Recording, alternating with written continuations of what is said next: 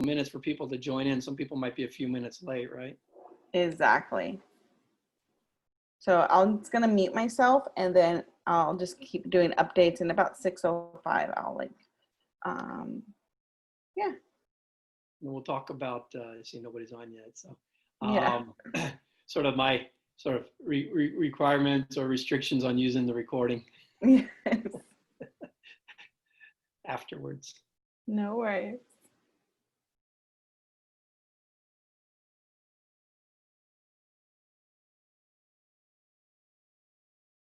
Oh, I didn't share with you, Nicole. I'll keep watching participants. As soon as someone comes on, I'll cut it. There's nothing secret, but we were talking about when you plan it, you get big numbers. So I was doing a seminar actually for fun. I set up a meetup group and use Eventbrite and all that. I set up a seminar in Singapore because I go there a lot for business, or I did, and got 25 people interested. Right, pretty cool, right?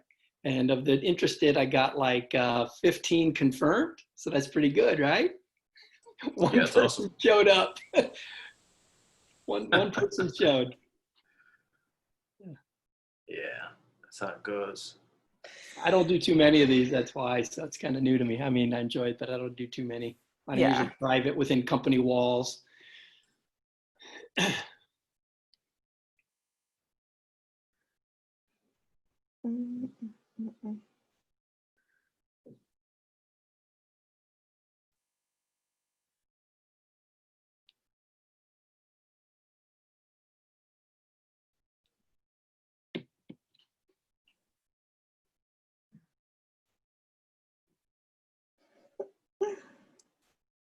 I just text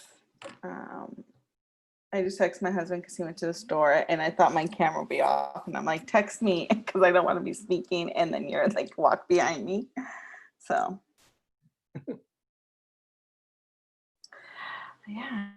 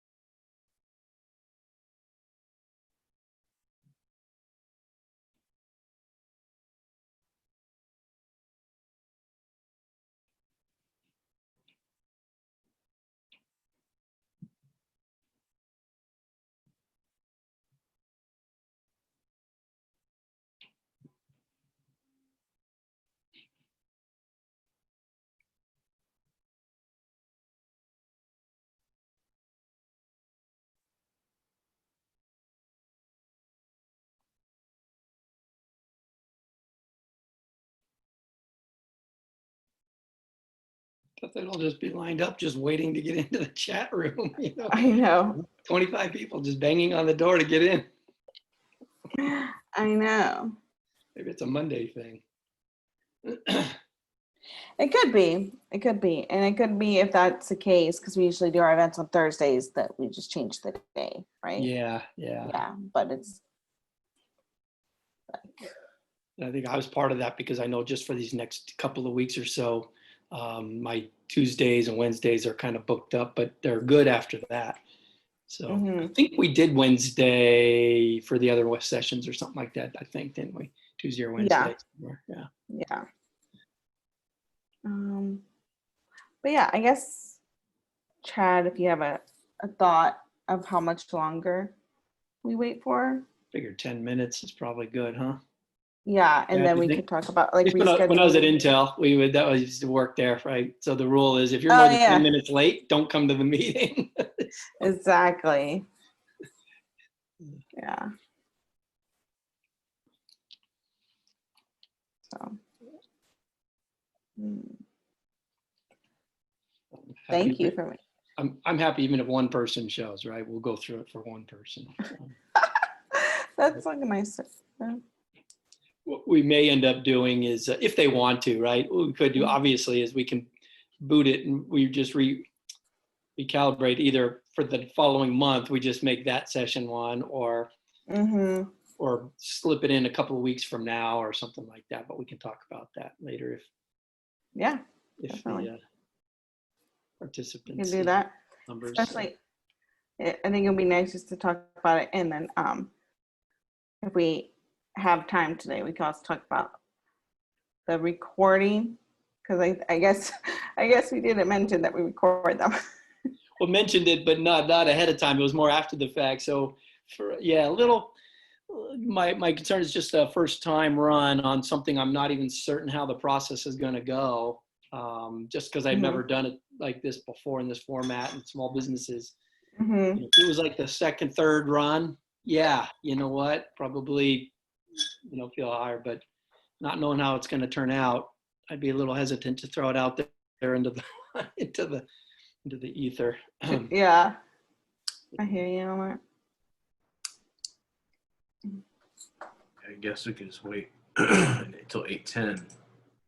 See what happens. Oh yeah, Chad's in Texas, so that's why he keeps saying 8. He's 2 hours ahead. Oh yeah, 16. Yeah. Yeah. Dad, what part of Texas are you in? I'm in Austin. Austin. Oh, awesome. Yeah. That's my favorite Texas city. Oh, cool. Yeah, it's a good one. Yeah. I used to go there years ago. Might have been before you were born. Back in the 90s, early 90s. Yeah. Chad and I were both alive in the 90s. Oh, we have intent. Hello. Let's see. Nice. Hello. All right. So just check the chat box. We're just giving you a few more minutes and then we will get started. So thank you so much.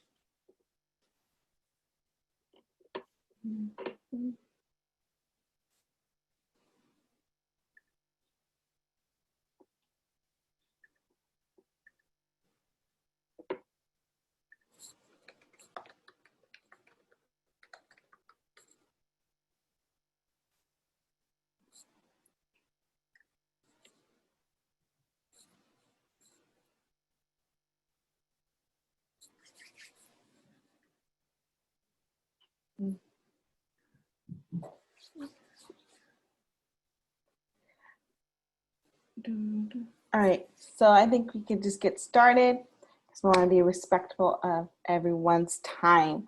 So thank you so much for joining us today. My name is Nicole. I am a special projects coordinator here at the BAC. The BAC is the Bay Area Entrepreneur Center. We do events every Thursday, and we're sprinkling some other events other days of the week. Today, we have a guest speaker, Mark, and he's going to be going over disasters for your business. And I know disasters sound like a very, very daunting word, but it's actually, we're going to break it down a little bit. So, Mark, if you would like to introduce yourself and get into the presentation.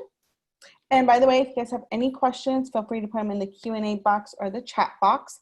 You're already muted automatically muted, your camera's automatically off. Feel free to unmute yourself when you are prompted to ask a question. But with that, let Mark take it away. Thank you, Nicole. Let's see, switch the screen to me, I guess, or how do I do that?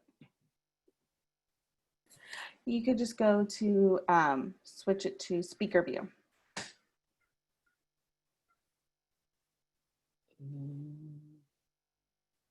Like on the very top, it says speaker view Hey, or Tom, gallery. sorry, guess where? I don't see it. No problem. It will be at the top right corner. It says gallery view or speaker view. And you're going to click on it. And then it should make you. There it is. So that's me. So I'm live now, huh? Yep. Okay. Right. Hello. Hello. My name is Mark Holman, and I'm happy to present to you today some ideas and concepts regarding how to prepare for a disaster. I do have a presentation to share, and we'll use the presentation as the way to talk through things. So let me get the presentation started. Now, cool, let's see. Can you see this? Can you see my screen, or how do I show my screen? Oh, yes. Share screen at the very, very bottom. Oh, share screen, that's right. Okay, and here. So now we can see that, right? Is that good? Yeah, it looks great. Okay, Yes. thank you. Great, okay. Okay, so yes, this is the first part of a three-part series. We're doing this month. We have one scheduled for next month and the third one for the month after.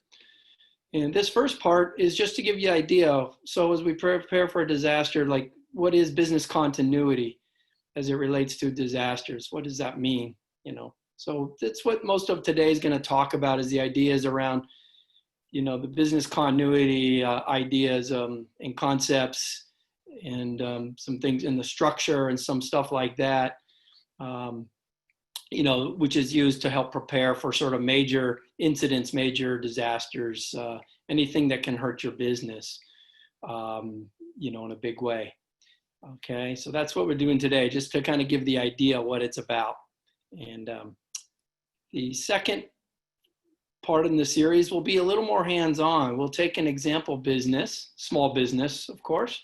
In this case, at least right now, I plan to use a restaurant, and we'll go through, the process of kind of looking at the restaurant business and going through some of the thinking using the business continuity process with the restaurant, right? And the third part, the last one, is an actual even more hands-on workshop where we go through your business and go through these different ideas, the process, the tools that we have, things like that, to go through that for your particular business and help you through it. Because sometimes a hands-on workshop helps you to actually do it.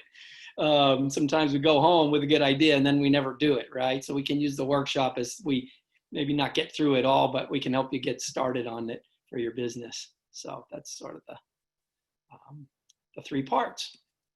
So a little bit about me again. So my name is again Mark Holman, and I am a independent consultant. I've been temporarily independent for 10 years now, so I've made it my business as a small business owner. I've been part of 2 startups before and big companies, and as part of small startups, as much as they try to grow and they got hundreds of people, sometimes it's still very hard. It's still a new business. It's still like running a small business where you're very fragile and you don't have all of the maybe all the money and resources like other big companies do. So still be very fragile. Yeah. So yeah. So here's just generally what we would be covering again over the 3. I think I touched on it a little bit already. What is business continuity and resiliency planning for disaster? What are some of the advantages to it? What's the process? What are the main activities? What do you do to kind of do this, for your business? Give some examples and case studies. There's a case study I'll share with you later, a couple of them on myself, some things that I've run into, working with a couple of different groups. And we'll go through again during the next couple of series, the different tools and the resources available for you. For small businesses too. These are tools and resources for small business, not for the big corporations. They're tailored for small. And again, we'll have a small interactive exercise and scenario, and that's in the second second phase. And then again, I think I mentioned the interactive kind of workshop, working on the tools for your own business. So threats. So what are major threats, right? You know, what are they? And in the context of what we're talking about, threats can really be all kinds of things. You know, but in this case, you know, right now we'll just talk about some of the major common ones. And the major common threats, you look at the screen here, you know, these images. This is like a big one we have here in California, your earthquakes, right?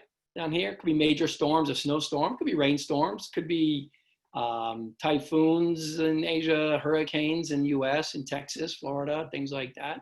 We get a major superstorms here too, or just many ones, you know, and those things can wreak havoc on your business. You know, we have threats to like cyber attacks, things like that on our computer systems and all of that. And we have what the X is for is we have outages. So maybe all of this can cause an outage. So a threat of like losing power or water, losing your water supply if your business needs water to run it, or losing internet connection, losing the cloud or internet connection. So if you disrupt, you lose those. That's always, you know, can hurt you. Fire, right? Fire's a big one, right? That's still one of the biggest threats to all businesses over the years. Water damage. So this is losing water supply. If you need water, this is like water damage, broken pipes, broken sprinklers, flooding, things like that. Another common threat for some businesses, not all, might be theft. Someone stealing your goods, maybe stealing your ideas, you know, stealing your data. So theft, right? Down here is, this is like major threat of all, like we're kind of having right now, pandemic. But it could be also a regional epidemic or just a lot of employees sick, you know, as a small business, always, this is one that can always, you know, hurt a business, right? And then the threat of like the laws changing, legal compliance and the laws changing, or keeping up with the laws so that you make sure that, you know, you can run your business smoothly. So yeah, these are just some common ones. There's other ones we could probably think of, you know, dozens, right? And maybe for your particular business, there might be more. But this is just some of the common ones. So, oh, by the way, at any time, if you have a question, feel free to ask me. Just, you can take yourself off mute and go ahead and just ask me. No problem. If you want to use the little chat, you can chat to myself or to Nicole, and she can read your question if you have one. But feel free to take yourself off mute at any time and ask me a question. Okay. So just a little preachy here for us. Actually, this is good for big businesses too, really. But for small businesses, it's just something that we sometimes forget to do, right? We get so busy running our business. But it's, if you fail to plan, that's just like planning to fail. Benjamin Franklin said that many years ago, and people still remember that today.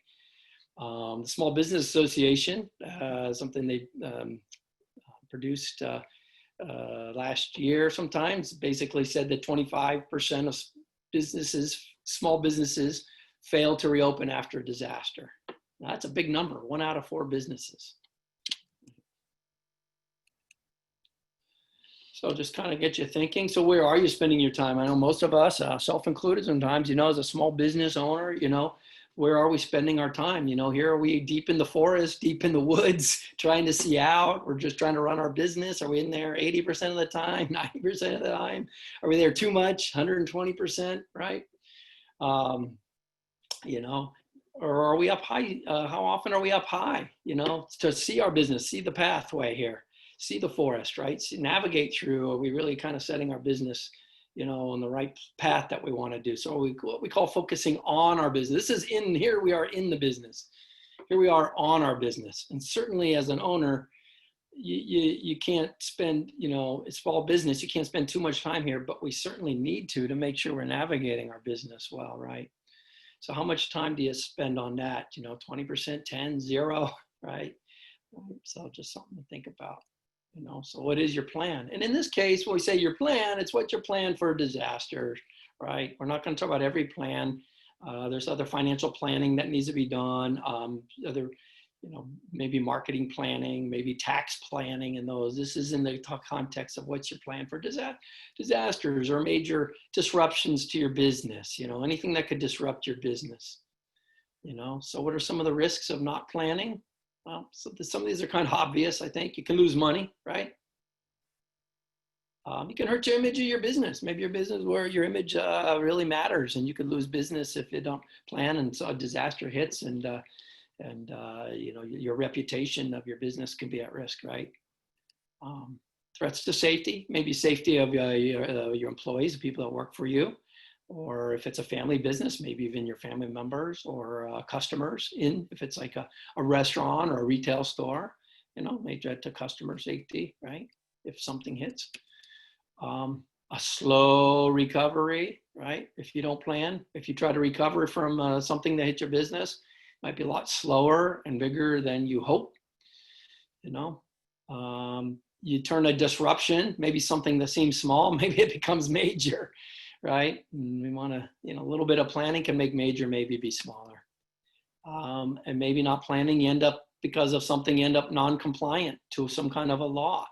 Maybe something happens where now it's your business out of compliance somewhere. So what are the benefits of planning? Well, they're kind of the opposite of the risks of not planning, right? You can lose less money or no money. Sometimes good planning, you could actually end up making money. If you're in the right position and a disaster hits, maybe your business actually does pretty well and you're in a good situation to increase your business, possibly. But at least what you want to do is, you just want to minimize losing money, right? During, or loss of life or any of these other things down there. Maybe the good planning could help maybe improve your image, right? Benefits of planning, no injuries or maybe minor injuries, something like that. They're not major. You have a fast recovery, right? Speedy recovery, and little or no disruption. You make that disruption really small. And hopefully by good planning, you're compliant. You don't have any issues with the law, right? So what is business continuity now? Now we get into what this is, because this is kind of the disaster planning sort of term. It's kind of a big term, but, and so with that big term, we have a formal definition of it, which I'll give to you now. So basically, business continuity is the, excuse me, I'm sorry, I'm just breaking my screen. It is the advanced planning and preparation made to make sure your critical business functions are protected from a major threat, and that these functions can be restored within a predetermined or preset period of time. Okay, so what does that mean? A lot of words, right? A lot of thoughts. Now, there's some key words, key things we take out of that. Oops. And basically, it's the advanced planning and preparation, right? So the key words in business continuity definitions, advanced planning. It's your critical business functions, right? So it's focusing only on a lot of small businesses, everything's critical, I understand. But you want to just get to what's critical for your business in order to survive a disaster. It might not be perfectly running the business perfectly all the time, but you want to keep it running at some basic level. So you figure out what these critical business functions are, right? And you focus on them. And then what are the major and common threats? Not every possible threat, but you look at the most major ones that can threaten your business, right? And then the preset time, because you want to know how fast you need a critical function up and running. Maybe some critical functions say, hey, I could wait 1 week for that. Or maybe, hey, no, I can't be down 10 minutes. That function has to be running I could be down for 10 minutes. That's it. So it all depends. That's where you look at time. because that'll drive how much you spend or how much you worry or don't worry on something. So here's kind of the idea. Again, we kind of did again, just one more thought, a visual with good planning, you know, kind of like we're saying, flatten the curve. See, you're flattening the curve with good plans, right? You have an event, an incident, and here's time over here. And the idea is maybe you're going to have something, you can't hide it. It's going to happen, but maybe you can get it low and you can get here in a very shorter period of time and recover and keep your business running smooth, right? And with a poor plan, yeah, you end up, it can get higher disruption and then trying to recover. So this could be costly. You could lose business, cost money, all these things. And then down here, you know, it's just taking longer to recover finally till your business is kind of back to normal again. So that's sort of just the concept here.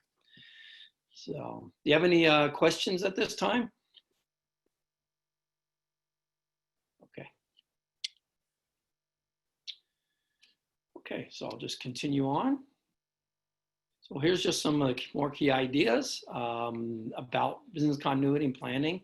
It just helps your business be more agile, more flexible, right? Another key idea is that you want to be diversified wherever you can. You can't always as a small business, but everywhere. You want to have mixed customer base, mixed maybe different products or services you're offering. Maybe you start out with one thing, but you know, the more mixed you are, you start reducing the risk of your business. It's kind of like when people invest, I guess, in the stock market, same kind of thing. They say, don't put all your money in one stock, you know, things like that, right? You want to spread it around, or maybe you also invest in like gold or real estate. And so it's diversification even on different things about your business, different suppliers, maybe, you know, again, different products, different services. Robustness, you know, so that's another idea in business continuity is how strong and healthy do you make a process, a thing that you have? How strong and robust is maybe the equipment you operate? Maybe how strong and robust is the training for your employees, or how strong and robust is if you already have some kind of a backup plan in place, how good is it? You know, so we talk about robustness. And here's something all small businesses, hey, even large businesses have this problem, what I call the one-of-a-kind dilemma. You know, you have a unique piece of equipment you need for your business, and you only have one. Or maybe on the computer side, you only have one company computer, and that's it. You know, or maybe you have one key person that has all the knowledge and information on either how to fix something, or they're the talent. Maybe for your business, you need some key talent. Maybe it's a key chef for a nice restaurant, things like that. And that's always tough. What do you do when you only have one of something? And so that kind of leads to maybe the focus of backup duplication. If you can't always, you know, don't always have the money to do that, right? So then you focus a lot on this stuff. And that's what a lot of it is about, is recovery and action plan. Okay, so maybe we can't afford to have all this duplication and backup and all of that. But maybe we have backup plans, and maybe we have good plans to try to recover as quick as we can, so we're not struggling and reacting and putting fires out. You know, so in essence, we're trying to build the house, so to speak, a brick, you know, kind of turn it from straw to brick. Or maybe one part of the business, maybe you have a strong business that's brick, but maybe one part of the business is kind of made of straw, and you really want to focus on making the part of that business into more like brick. Okay, so what is the overall process? Then we're going to go through the next, not so much today. We're not going through all of this today. This will be sort of the thinking, the process in the second session and the third session, right? But the overall process to go through this is, well, you collect information, right? So first you got to collect it all. You know, what is it, you know, and I'll go over in a few minutes and we'll show some examples of what kind of information you want to collect. But that's where you start. So what do? I got to collect information. Right? And I got to then kind of do some assessing of the risk and what's the impact to my business, right? That's kind of the next step. Once you've got all that information collected, right? You want to assess it and see what the impact is. And that's where we'll spend a lot of our time. Those next week is on those two things, right? And then you develop what they call your business continuity plan, or your continuity plan, recovery plan, and kind of put your plan together. And this doesn't have to be a big fat plan. This could be a very simple plan, but it's a playbook. So based on all the work you did assessing and understanding what's going on, you start to set up some plans on what you can do for your business. And some of it might be some things you can do ahead of time. Maybe like we take backups and all these alternate things, or it might just be how I'm going to recover quickly. Like, how do I recover? And I've got a sort of a checklist. I got a plan ready and it's good to go. And then sort of kind of part of that similar, it's a little different, is an emergency plan. Emergency plan is, we'll get into that later, series 2 down the road, but we won't do it too much in these sessions. But that's having a basic plan to make sure everything's stable, your business, the people are safe. If there was an incident, like a fire, quake, the business, you ready to react, you get the business all stable, everything's stable, so things don't get worse from the immediate until it's all stable. The continuity plan and all of this is kind of after things are stable, that you start doing this stuff in the red, you know, but you still need this once the disaster hits. It could be, again, a little disaster. Could just be, you know, a little bit of flooding in your room, a thing like that. It could be a major fire. And then this is a hard one for all businesses, big or small. You still want to be able to review it and test it. You don't want this just some nice paper that looks great and you feel good, but you didn't test it or review it with your staff. You know, you want to bring it to life, right? You want it to be ready to use and put into action, right? So that's really the process. Yeah. So do you have any questions at this time? Okay. So we'll continue on. So let's talk about the information collection a little bit here, right? So I kind of try to put it in these kind of main sort of categories for you to think. This is kind of a soft collection. This is more to think about, again, some of these common threats we talked about. What are some of the key threats to your business? So you can think about what they are, but then you think about a little bit harder, how can they affect your business? You know, what, maybe there's parts of your business that are more vulnerable to certain things. Maybe you're more vulnerable to cyber attack, or maybe you're more vulnerable to fire, maybe flood, maybe not flood, maybe you're on a hill, you're fine. Most people are vulnerable to power outages, things like that, right? So, and of course we all are quakes. So you want to think how, you know, how you're affected, you know, on that, and that's kind of that. Then the other three are more, so that one is kind of a little bit separate. These three are more related to each other, a little more tightly. Right? The next thing is, okay, what are your critical functions, your critical operations? What are some of the key things about your business you do? They're kind of obvious, really. So if you're a restaurant, some of your critical functions might be like cooking food, or ordering the supplies, or taking orders, reservations, things like that, right? Those are some critical functions, critical operations for your business, right? There's more, right? Then these other two are kind of related in that these are kind of what I call dependencies. Like, to do these operations over here, you kind of need these, you're dependent on these other things to do these things, you know, for your staff and your team and all these functions. For them to be successful, they need all this stuff, right? Or you need all this stuff for your business.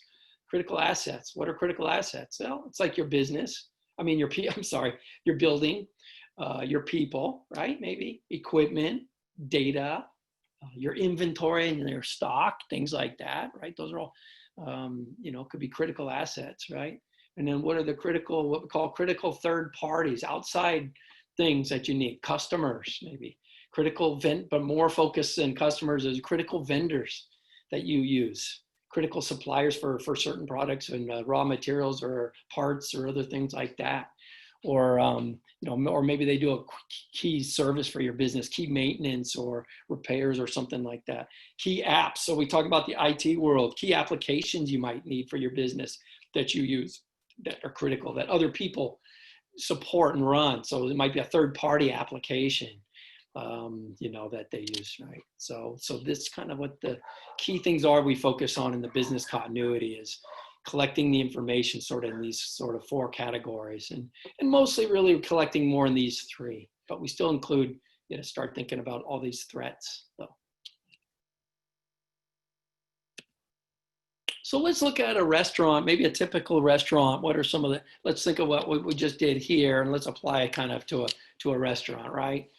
So, you know, we kind of know the threats. We don't talk on that, but let's talk about the critical functions or the critical operations for a restaurant. You know, you order supplies, you have a means of accepting reservations, right? And that could be through Open Table or Yelp, or you have maybe you have a website where you accept reservations for your business, phone, things like that.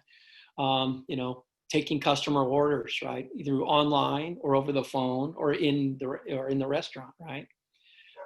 So those are kind of key functions, right? Preparing meals, obviously, serving the meals, right? Delivery of the meals, whether it's serving through to their home or serving to in store or inside your restaurants, right? Big one, right? Collecting the payments. That's a very critical operation, critical function. So what does it take to do that, right? Maybe cleaning is important to a restaurant, right? That's pretty critical for compliance, for safety. Now for COVID, it's even more important for things like that. Is entertainment a critical part of your business operation, right? Music or whatever, right? Then we have our critical assets, right? And that's all a lot. There's probably maybe a lot more for a restaurant, but just here's some, and you got, key, maybe cooks and chefs, and maybe it's a special restaurant. So a really high-end chef might be really important to have. You need to have good quality and reliable servers and a good host that really is good people skills, right? Need managers to really oversee it, right? To make sure that everybody can do their thing, that all these critical functions are happening over here, right? Managers, bussers, right? The support crew kind of behind the scenes who are there, very needy, right? And then you need your building, your dining area, kitchen, restroom, it's pretty important, right? Storage areas for your supplies, things like that, right? So it's building related. Other assets, of course, you need electricity, gas, water, internet, computers, probably a credit card terminal, cell phones, things like that. You need equipment, hoods, maybe for your exhaust, for smoke and things like that if you're, for your restaurant. Sinks and dishwashers, and maybe it's really critical. I put it different than storage, it's cold storage. Maybe you need something refrigerated. If that's not working well or right, and you only have one, you can spoil and lose all your valuable materials that might be perishables that you needed, right? So then, okay, so what are some critical third parties? We kind of touch on some of these. You need a good reservation system, like, maybe for website, Yelp, Open Table, things like that. You might depend on delivery. You might be depending on delivery services like Grubhub or DoorDash. You might be depending on an ISP, a service provider for your internet and phone. You need them. Merchant payment system. So you need that system running by who the company is for that merchant account.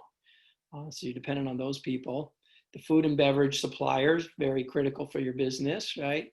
And then maybe some key equipment that you have, your refrigerator, maybe you've got a really nice grill or things like that, your exhaust, but those things people take for granted, they need to be taken care of, and you need to have some good equipment repair service. You might have some special equipment for your business that you need a specialist to take care of and fix, right? So those are all kind of those critical assets and third parties we need in order to do these critical functions for this restaurant example. So, okay, so, all right. So, hey, so this is what's going to go into the next series, right? Where we'll actually go through the process. We'll go through this kind of stuff a little more carefully for an actual business, or we'll call it a semi-actual business. This is loosely based on somebody I know who's a restaurant owner, but it is based on things that can be about a business, right? So we're going to use this case study, Alice's Grill, in the next series. And we're going to look at Alice's Grill and go through the process. So just for fun, we'll kind of go through some things about Alice's Grill now, just really quick, but not going to discuss it or anything. But Alice's Grill, it's a family-owned restaurant, just one location in Sinsham, Bruno. The building is 50 years old, right? And it's just the one building. It can hold 50 people inside, and they have room for 20 people outside, right? And so one specialty they have is they're known around the community for their gourmet steaks and seafood, right? So they offer other foods, but that's number one and number two there. They have secret family recipes, right? And they have an expert chef on staff. It's been with them many years. 75% of the meals, though, like most of them, are from this gourmet beef, right? Special beef and special meals, 75%. And about 25% is seafood and other meats, other foods. Yep. And 90% of the business is dining in. 10% is takeout or special delivery, things like that. So most customers are local, right? Most are kind of regulars, so repeat customers that come back, order the same thing over and over, probably, things like that. You know, and yeah, hey, there's a new competitor 3 buildings away, just down the block, Maria's Grill, right? So that's just a little background about Alice's Grill. So what are some Alice's key needs and assets? Again, we won't kind of talk too much about them, but we can see, yeah, got a head chef, they got 10 staff. They do have a very high-end grill they got from a from a sort of industrial strength grill that they use to really cook the food just right. We got 1 refrigerated storage room. They have a new electronic ordering system and a computer for the in-house stuff, the dining. It's at the front lobby. They have a couple of credit card terminals for taking orders that are portable, remote, which is cool. So you can do that remotely. The servers can deal with it remotely. You got Wi-Fi and internet, cell phones. You got your power. But you know your main electrical panel is kind of old, right? 50-year-old building, and the panel's getting kind of old, and it's in the storage room, right? You got natural gas. And you need water too, you know. And you do rely on heavily for the meat, for the gourmet beef. They rely on Little Joe's Gourmet Meat Supply Company, right? And Little Joe's business has been great for them. So heavily dependent on Little Joe to bring in the meat. And they got, but this high-end grill needs A++ grill repair service to take care of them, right?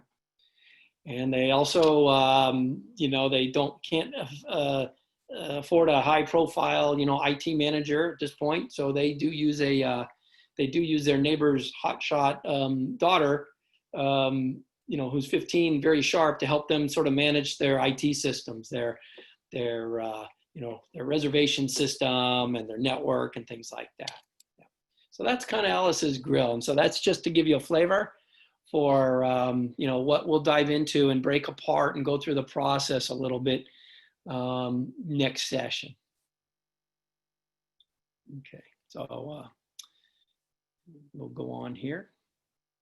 So I thought I'd share with you 2 case studies at 2 of my clients, or one client, but 2 different case studies. One event, one incident, one disaster. Was turned out really good, and one turned out not so good. Both of these are real, right? It happened to me, and I'll talk to you a little bit about what happened to them, but we won't go through the entire process today. We'll go through we'll talk about the second part of this next time, but I'll share with you the first part.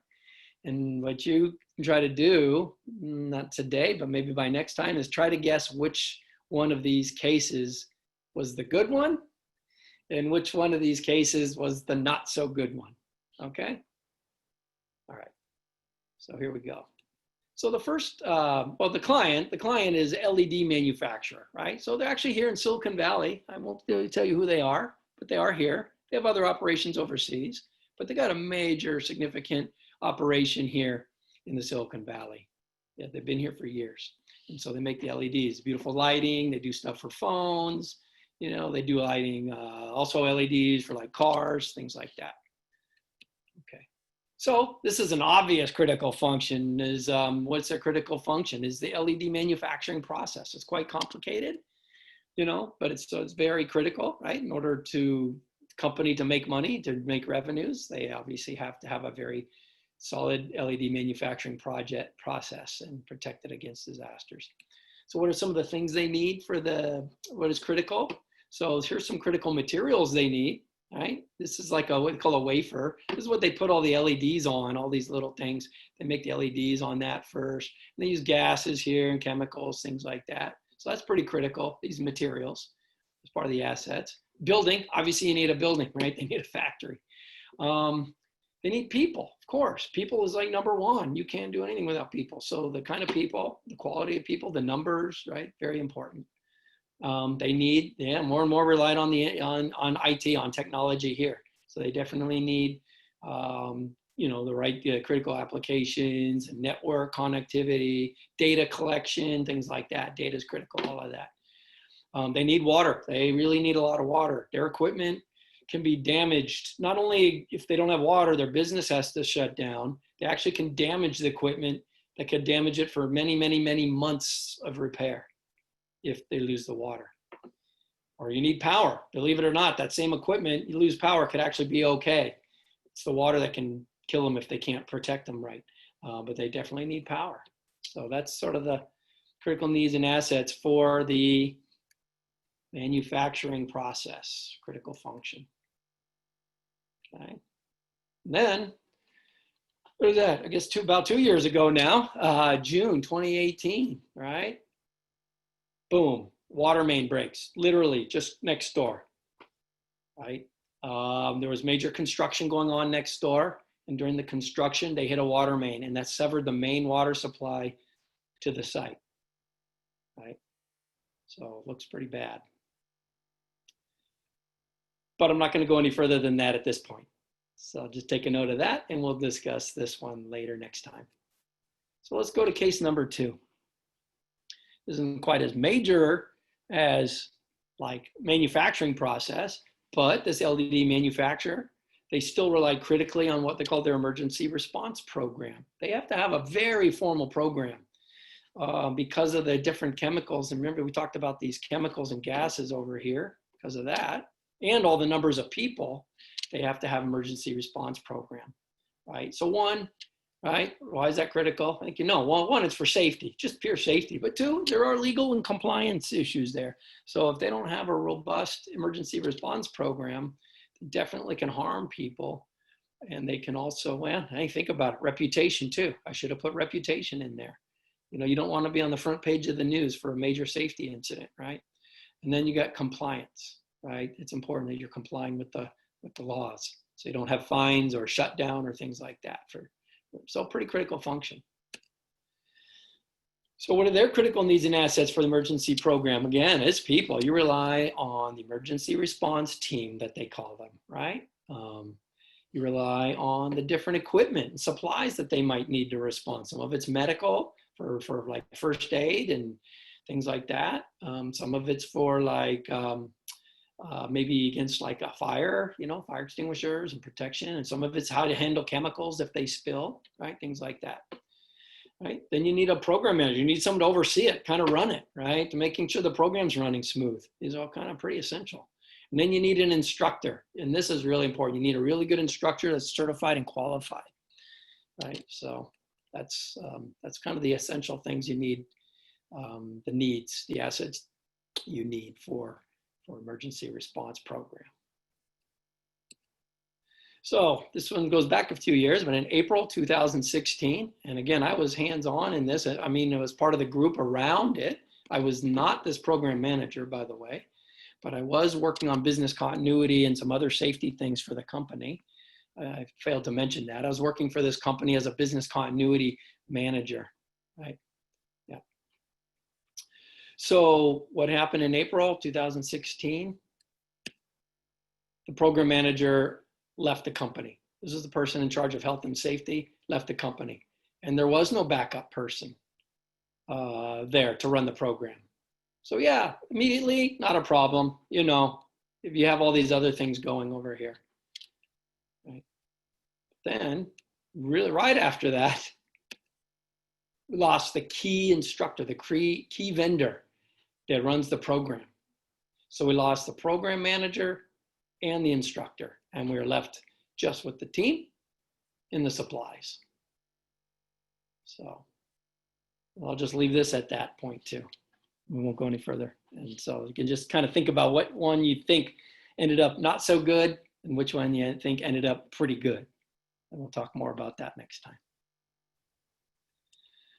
So that kind of concludes today's session, right? So, as far as most of my talk, here's some, if you want, you don't have to. This is just like some homework. I just put in quotes. There's no need, but if you wanted to, you could. And we could send out the information we have on Alice's Grill. But look at Alice's Grill and start thinking about the business like I wrote up, and start thinking about, hey, what are some of the strong things about Alice's Grill, but maybe start thinking about where Alice's Grill is vulnerable, right? Maybe where there's some potential problems if there was a disaster, how Alice's Grill could be threatened, right? And you can put some of the business information that I had there, made for Alice's Grill, and kind of put it in some of these categories, right? Where do they fit? Where does Alice's Grill fit? We'll actually do this at the next session, no problem. But if you wanted to just start wrapping your head around it a little bit, you can just kind of do that, right? And again, we'll go through that in part 2, right? So with that, I just leave this to say thank you, and leave it open if you had any questions on what I just talked about.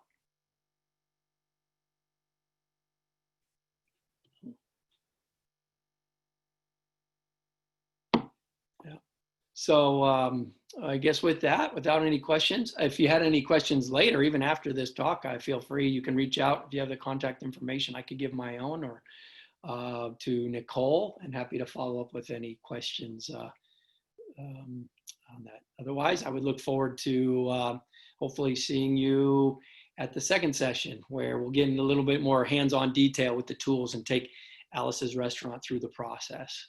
Yeah, so thank you.